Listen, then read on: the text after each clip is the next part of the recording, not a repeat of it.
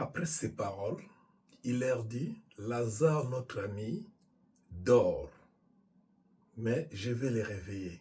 Jean chapitre 11, verset 11. Bonjour, de partout vous nous suivez. Que le Seigneur vous bénisse et que le Seigneur bénisse aussi sa parole. Je suis heureux de savoir que vous êtes nombreux en train de nous suivre dans ces programmes. Mais aujourd'hui, toutes nos excuses, faute de temps, nous n'allons pas parler, de cette dispensation de l'Alliance comme d'habitude, mais nous allons parler d'autre chose. Une juste petite exhortation sur la vie de Lazare, sa mort et sa résurrection. Vous connaissez bien l'histoire. Avant d'avancer, avant de progresser, je vous demande simplement de vous abonner sur notre page officielle Belle Femme Moema Bebeto officielle, où nous sommes en train de partager la parole du Seigneur avec vous. Là, vous allez trouver beaucoup d'études concernant cette dispensation, leurs alliances, et vous allez découvrir beaucoup de choses. Nous sommes aussi disposés à vous écouter, et nous sommes aussi disposés à comprendre, à répondre, à vos questions, vos préoccupations par rapport aux questions bibliques, bien sûr, par rapport à ce que nous sommes en train d'enseigner. Si vous n'avez pas compris ce que nous sommes en train de dire, si vous n'avez pas compris par rapport à ce que nous sommes en train d'enseigner, écrivez-nous, appelez-nous, nous sommes là disposés à vous répondre. Nous voulons tout simplement que la parole du Seigneur abonde vos cœurs, la connaissance du Seigneur qui a franchi puisse abonder vos cœurs, afin de pouvoir vivre une vie chrétienne libre, épanouie et heureuse avec notre Seigneur Jésus-Christ. Belle Femme Moema Bebeto officielle, c'est notre page. Nous sommes aussi sur cette Facebook. Vous pouvez vous abonner sur Facebook et partager nos messages. Nous sommes aussi sur TikTok où nous faisons des découpages, des petits découpages juste pour vous permettre d'avoir un peu ce que vous pouvez comprendre par rapport à la parole du Seigneur. Merci beaucoup, que le Seigneur vous bénisse. Père, nous te disons merci, puisque nous voulons bénir tes enfants, nous voulons partager ta parole, nous voulons parler de ta part, Seigneur. Bénis ce moment, que la gloire et l'honneur te reviennent dans ce que nous allons partager en ce moment ici, dans le nom de Jésus-Christ. Amen. Alléluia. Bien-aimés, nous sommes dans Jean chapitre 11, verset 11. Vous connaissez bien l'histoire de Lazare. Le Seigneur Jésus avait reçu les messages venant de ses sœurs, Marthe et Marie. Vous connaissez bien l'histoire faute de temps parce que je n'ai pas beaucoup de temps. Ici, il était question de la mort de Lazare. Mais on annonça au Seigneur que Lazare est malade, Lazare est mort, Lazare, blablabla. Vous connaissez bien l'histoire. Mais ce que nous voulons partager, c'est quoi? Nous voulons encourager quelqu'un par rapport aux réalités. Le Seigneur Jésus-Christ, quand on lui a informé sur la mort de Lazare, il a dit une chose, que notre frère dort, notre ami dort. Et pas pour un petit rappel, Lazare était le seul frère de ses deux sœurs, Marie et Marthe. Maintenant, quand il est mort, dans la coutume juive, il y a l'homme qui porte la sémence, l'homme qui est l'héritier, l'homme qui est la continuité, l'homme qui est le porteur de la vision. Alors, les deux sœurs voyant leur frère partir, automatiquement, elles étaient désespérées du fait que l'homme qui pouvait porter la sémence de la famille, les noms de la famille, l'autorité de la famille était parti. Elles étaient des femmes qui pouvaient trouver des maris et dont les enfants pouvaient porter les noms de leur mari. Mais les noms de leur père devaient être les noms dont portait leur frère Lazare. Malheureusement, celui-ci est parti. Tout l'espoir était parti.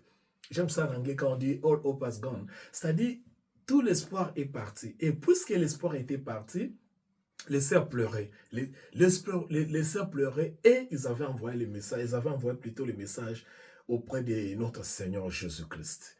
Alors, quand le Seigneur a reçu le message, il a dit à ses disciples, notre ami dort. Ce qui est un peu, je dirais un peu bizarre ici, quelqu'un est mort, mais le Seigneur dit qu'il dort. Vous comprenez? C'est ici que ça choquait un peu de sensibilité. Parce que quelqu'un est mort, vous le voyez mort là-bas, il est mort, mais le Seigneur dit qu'il dort. Même les disciples ne pouvaient pas comprendre ce langage du Seigneur. Mais en fait, le Seigneur voulait dire quoi? Le Seigneur voulait introduire une notion qu'ils n'avaient jamais connue. Les disciples n'avaient jamais connu. La famille de Lazare non plus n'avait jamais connu. Les concepts de la résurrection, les concepts de la vie après la mort, les concepts de l'espoir après la cessation de vie. Parce qu'il y a un moment où nous vivons et il y a un moment où nous mourons. Il y a un moment où les choses fonctionnent, il y a un autre moment où les choses ne vont pas fonctionner. Il y a un moment où les échecs peuvent s'accumuler, il y a un moment où les victoires aussi peuvent s'accumuler. Il y a un moment où nous pouvons pleurer, il y a un moment où nous pouvons nous réjouir. Il y a un moment où nous pouvons nous lamenter, il y a un moment où nous pouvons essuyer nos larmes. Il y a un moment, il y a un moment, il y a un moment. C'est-à-dire, les moments en question, toi et moi, nous ne les connaissons pas. Parce que les disciples, que ce soit les disciples ou les sœurs de Lazare, ne savaient rien sur la résurrection. Mais le Seigneur avait déjà ces schémas-là en lui. C'est pourquoi il pouvait apaiser ses disciples pour dire que notre ami dort. Il introduit d'abord les concepts de la résurrection. Mais je vais les ressusciter. Ça, c'est le premier point. Et l'autre élément que vous devez retenir, on dit que notre ami, c'est-à-dire Lazare était l'ami de Jésus-Christ. Lazare était l'ami des disciples de Jésus-Christ. Mais cependant, il était mort. Mais qu'est-ce que cela veut dire? Pourquoi le Seigneur n'avait pas empêché la mort de son ami? Pourquoi le Seigneur n'avait pas empêché la mort de celui qu'il aimait? Parce que, souvenez-vous, si vous lisez très bien les textes, les sœurs disent au Seigneur que c'est lui que tu aimes. C'est lui que tu aimes. Quand il était malade, elles disent que c'est lui que tu aimes est malade. Donc, vous voyez par là, bien-aimés dans le Seigneur, même si vous êtes l'ami du Seigneur, même si le Seigneur vous aime, la fatalité, les malheurs peuvent toujours arriver. Même si vous êtes celui que le Seigneur aime, les choses peuvent être contraires à ce que vous êtes en train de planifier, à ce que vous êtes en train de penser. Cela n'est pas la fin. Parce que le Seigneur aimait Lazare. Lazare était l'ami du Seigneur. Mais il était mort, les malheurs étaient arrivés. Mais écoutez ceci, bien-aimé.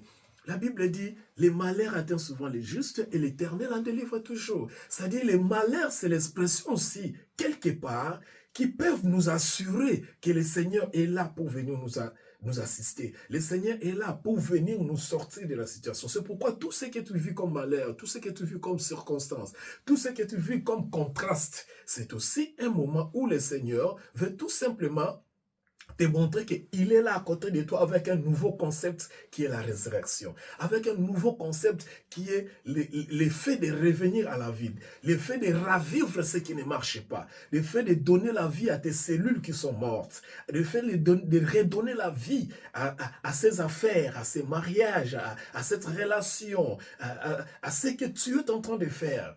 Il y a un moment où le Seigneur voulait que tu sortes de cette situation. Donc, quelque part, ne t'en fais pas, glorifie le Seigneur même dans les malheurs.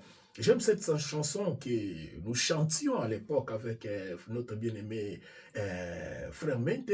Dans les malheurs, j'écris à toi. C'est-à-dire, même dans les malheurs, c'est aussi le moment de comprendre que le Seigneur est toujours là avec nous. Et à la fin de toutes choses, le Seigneur a ressuscité Lazare. C'est-à-dire, il y a la vie après la mort. Le Seigneur peut toujours ramener à la vie ce qui est mort. Le Seigneur peut toujours ramener à la vie ce qui est perdu. Le Seigneur peut toujours ramener à la vie ce que nous ne pensons pas. Pourquoi? Parce que c'est lui qui a le pouvoir, la puissance de la résurrection. C'est lui, certes, qui est capable de nous ramener dans les bons chemins. Que le Seigneur vous bénisse et je voudrais seulement vous encourager avec cette exhortation, même si vous perdez quelqu'un, un être trop cher.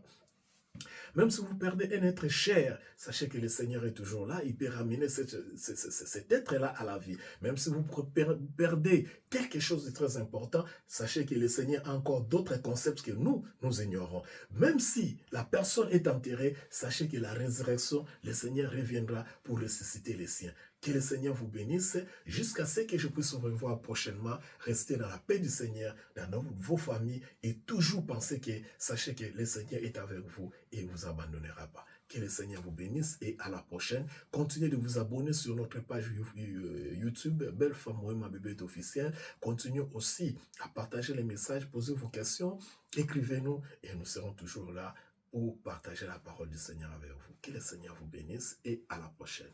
Merci. Bye.